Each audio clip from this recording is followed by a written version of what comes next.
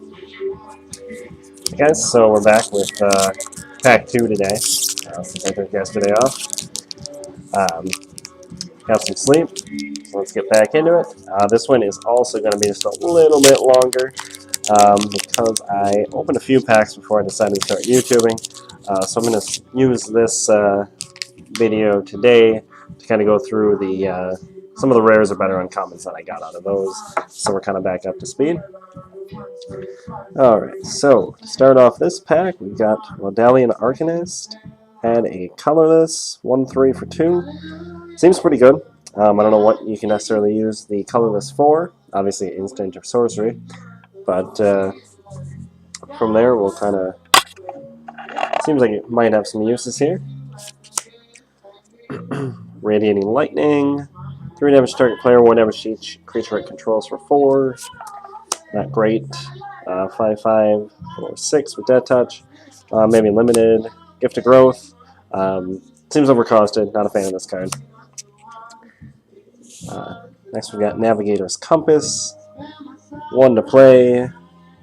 Comes to the battlefield, gain 3 life. Until end of turn, tap it. Target land you control becomes a basic land type of your choice. So that's pretty good for 1 to play. Definitely seems useful. Be kind of looking for that one in a foil. Might have some use in a commander deck. Looks like we've got another miscut few cards here. That was kind of trending to the top. Got Cloud Reader Sphinx, 5 to play, 3/4, flying, scry 2 and enters the battlefield. A little overcosted for constructed. Definitely playing it limited though. Cabal Evangel, 2 for 2. Just a bear, pretty bland. Aven Sentry, 4 to play, 3/2 flying, overcosted, unless you're playing flying and limited. Skittering Surveyor, 3 to play, 1/2. When it comes to the battlefield, search for a land card, put it into your hand. Probably overcosted. Primordial Worm, 7/6 for 6. If you're playing mono green, in limited, probably got some play. Otherwise, I can't see using it here. Let's see. Bolus's Clutches, 6 to play, enchant permanent, you control it, and it is legendary. I mean, historically these have been okay. 6 to play is a little high, but depending on what else is in the format, it could be okay. Whoop. Got distracted by the cat. She's hitting the webcam cord. So.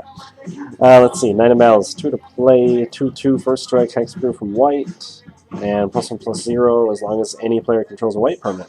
So kind of like that other one we got this morning, which is the exact opposite. Seems definitely playable. And we've got Isolated Chapel to kind of go along with that, in case you want to play black-white and set both of those off. So that's definitely good. And then we've got Grun, the Lonely King. 5/5 for 6, kicker 3. If it was kicked, enters the battlefield as a 10/10. When it attacks low, double its power and toughness until end of turn. So that's sweet. I mean, if you kick it, you're swinging in with a 20/20. Definitely has to be dealt with. Doesn't have any protection, so that it's a little rough, but pretty neat card all in all. Okay, so back through the list of everything that I opened prior to starting the YouTube videos. We've got Halar, the Fire Fletcher. 3 to play, 3/3 trample, which is good on its own right there. When you cast a spell, if it was kicked, put a +1/+1 counter on Halar. Then it deals damage equal to the number of +1/+1s to each opponent. So I mean, if you're playing something with kicker, I would say definitely want that in there. Marwyn the Nurturer, 3 to play, 1/1. Whenever another elf comes into the battlefield, put a +1/+1 counter on it, and then add mana equal to Marwyn's power. Not a fan of this card because it is a 1/1, easily killable. And then it's pretty conditional as far as making mana, and you don't get to attack with it and make mana at the same time. So overall, not a fan of that card. Kamal's Druidic Vow. Look at the top X cards of your library. Put any number of cards or legendary permanent cards with converted mana cost X or less from among them into the battlefield. Put the rest in your graveyard. Pretty cool card. I know there is a cycle of these vows. Not really sure how it stacks up to those. But on its own, green historically likes these kind of effects because it can make mana so fast. So you can usually do some degenerate stuff with that.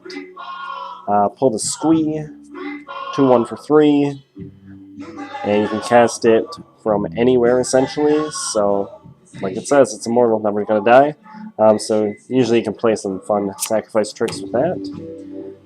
Daring Archaeologist, 4 to play 3/3. When it comes to the battlefield, you can return target artifact from your graveyard to your hand, and whenever you cast a historic spell, put a +1/+1 counter on it. So I mean, maybe you've got that new Mox. You can return that to make it a 4/4. So I mean, this almost always is going to be a 4/4 for 4 in the right deck with the correct artifacts. So nothing too bad, and then that artifact recursion is definitely nice to have. We've got Shanna, Sasay's Legacy. Can't be the target of abilities your opponents control, and then it gets +1/+1 for each creature you control. So off the bat, you've got a 1/1 for 2 that can't be targeted by opponent's abilities. So that's pretty good. Depending on the right deck, it could get big fast. And then we've got Baird, Steward of Argiv, 2/4 for 4 vigilance. Creatures you can't attack you or a planeswalker you control unless their controller pays 1 for each of those creatures. I like these effects, kind of these taxing effects that protect you. I think it's a very flavorful white ability. We've got Black Blade Reforged. 2 to play. Equip creature gets +1/+1 for each land you control. Equip Legendary for 3, and then equip 7. Might see some use in Commander. Can't say anything else to do with outside of that. I got a foil uncommon here, the Eldest Reborn. It's one of the sagas. As it enters the battlefield, each opponent sacrifices a creature or planeswalker with 1 lower counter. 2 lower counters, each opponent discards a card, and then 3, you put a creature or planeswalker from a graveyard into the battlefield under your control. 5 to play, so it is spendy, but I think so the effects are probably worth it. And then I did pull 1 Mythic in that first pack, and I think this was actually the first pack I opened. Phyrexian Scriptures, put a +1/+1 counter on up to 1 target creature. It becomes an artifact. Destroy all non-artifact creatures for 2 lower counters, and then exile all cards from opponents' graveyards. So that's kind of a board wipe. You get 1 thing to save, and then you get rid of all the creatures so they can't recur them. 4 to play, pretty sweet card. Not sure how these sagas are going to play out in game, just because of that extra turn that it takes for the big effect. Lets your opponent deal with it, but that kind of makes it so they can drop the mana cost just a little bit for the effect. So we'll just kind of wait and see until we play with it. Alright, that is it. Thanks again for watching. As always, questions, comments, or suggestions, and we will see you tomorrow.